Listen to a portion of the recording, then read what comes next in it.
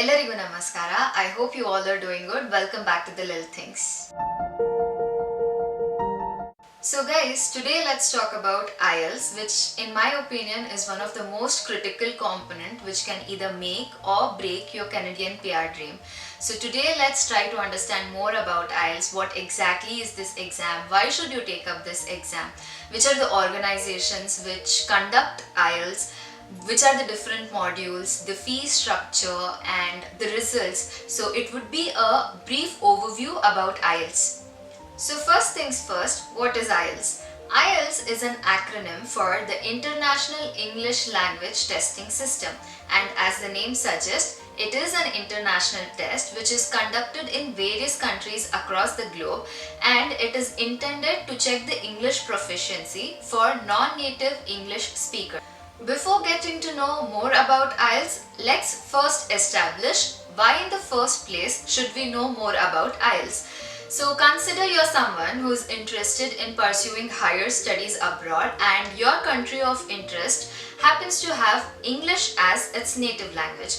Or you could be someone who is interested in working or immigrating to a country like Canada, Australia or New Zealand, which has English as one of its official languages. So what happens in such cases is that the government wants to make sure that you understand this language well and you can easily interact with people with the language of the language. Now if you're traveling to a new country and you actually don't know the language, then it gets difficult, isn't it? Both for you to convey whatever you have to communicate as well for the people to understand you. So in order to remove this hassle or to eliminate the language barrier, many countries have made it a mandate for you to take up exams like IELTS, which will prove your English proficiency. Makes sense, right? So if you're someone who wants to pursue higher studies abroad or you want to work or immigrate to a country which requires you to take up IELTS and you want to know more about IELTS, then please keep watching the video. IELTS is one of the major and well-known English language tests in the world. It was established in the year 1989 and it is jointly managed by three organizations which are Cambridge Assessment English, British Council and IDP. So IELTS is designed by Cambridge Assessment English, which is a non-profit organization, and the tests are managed jointly by British Council, a British organization, and IDP, an Australian organization. There are two modules available, namely Academic and General Training or GT. Now, people who are interested in pursuing higher studies take up the academic module, and those who are interested in working or immigration take up the GT module. You can take up these tests either in paper-based or computer-based formats, and the skill sets that are tested in these modules are your English proficiency in reading, listening, writing and speaking. Apart from these two modules, they also offer another test known as IELTS Life Skill, which is basically a listening and speaking test which is used for UK visas and immigration. Now let's try to understand more about the academic and GT modules. These tests are conducted in over 140 countries and in thousands of test centers, and up to 48 tests are available per year. That means every month up to 4 tests are conducted. Academic module is available for all these 48 dates. However, GT is available for the 24 dates. Now this is true when it comes to the paper-based format. It's been a couple of years since they have introduced the computer-based test format, and this test occurs at a higher frequency. Now we all know the current situation, and owing to COVID, tests were cancelled temporarily all over the world for everyone's well-being. Now many people ask me whether I have any idea about when the test will commence. Now of course I do not have any insiders information, but all I can say is it really depends on the geography, which part of the world you are in and what is the current COVID situation in your place. I recently got to know that test dates are already available in many provinces here in Canada, and if I'll have to specifically speak about India, then it really depends upon the state governments and their guidelines. Paper-based test will of course require some more time because we all know how these tests are conducted on a large scale, and it would get really difficult to maintain social distancing measures when so many people are involved. However, I did check the official websites and they are trying their best to start with the computer-based test format as soon as possible. So hopefully that might take a month's time or so. Let's hope for the best. Meanwhile, I wanted to tell you guys about one more thing. The situation in which we all are in right now, it's really not in our hands, right? So there's no point in worrying about it.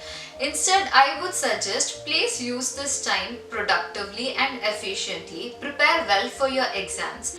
Now, why I'm saying this is because once the test dates are available, it will be really difficult to first of all get the test dates because there are so many people waiting for the test to start. So once you get your test slot, it would be ideal if you could clear your exams in one go. So please prepare well for your exams and all the very best for that. Now let's speak about the fee for IELTS. It actually depends from where you take your IELTS. Now in my case, I took it from Bangalore, India, so I can specifically talk about that. I had took IELTS in Jan 2019 and they had charged me a fee of 12,650.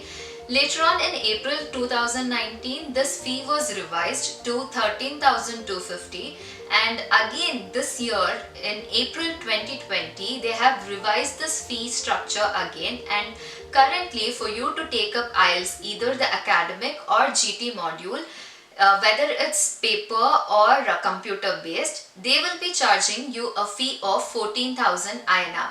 As I have mentioned already, the 4 skill sets which are tested in general or academic modules are your listening, speaking, writing and reading. Now let's have a look at the duration of these tests. Usually listening is for 30 minutes, and in case you're taking paper-based test, you get an additional 10 minutes to transfer your answers. Reading and writing are for 60 minutes each. Speaking can vary between 10 to 15 minutes. So the total test time comes up to 2 hours and 45 minutes. Now there's one big difference which I would like to point out between the academic and GT modules. Now depending upon which module you choose, your reading and writing test will be different, but irrespective of the modules, the listening and speaking test would be same for all the people taking up IELTS test. Now you might have a question whether these tests will occur on the same date or on different dates. So usually what happens is you will pick a date when you want to give your IELTS test and you will book the test slots, right? So this will be the date when you will be giving your listening, reading and writing test.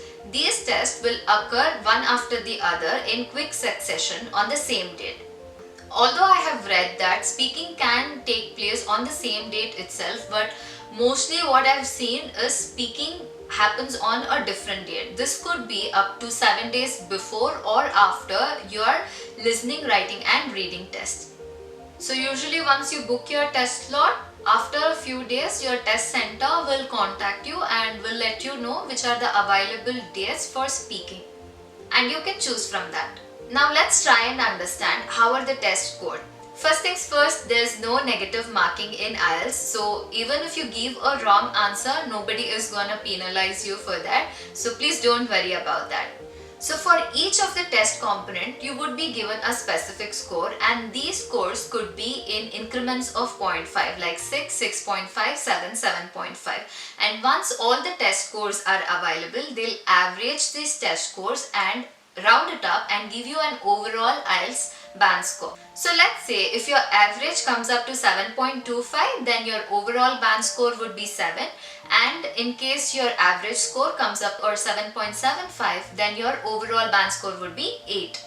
Your IELTS band score can be anywhere between 0 to 9, and please note that there is no concept of pass or fail in IELTS.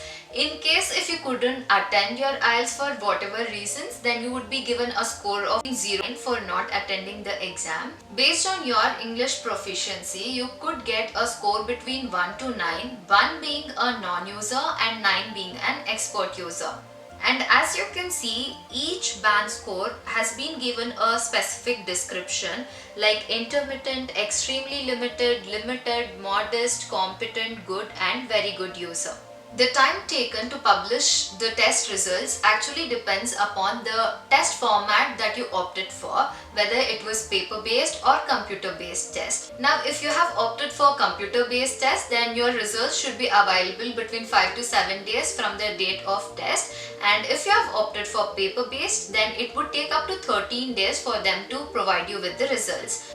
So a test report form or TRF will be posted to your mailing address, and it will contain information like your name, date of birth, nationality details along with your photograph, which module of IELTS you took, the band score for each of the section and your overall band score. One important thing to note over here is that this test result is valid for a period of 2 years. So if you take your IELTS test in June 2020, then this test result will be valid up to May 2022. And in case if you will have to use this test result after this date, then you will have to take up IELTS once again. So I really hope that this video has answered most of your general questions regarding IELTS. If yes, please like the video, and if you do have any more questions, please let me know in the comment section below. If you haven't subscribed to the channel yet, and if you want to see more such content, please subscribe to the channel and show this channel some love and support. I guess that's it for the day guys, and I hope to see you all soon in my next video. I wish for all of us to be blessed with abundant love, peace and happiness. Take care and do remember, life's all about the little things.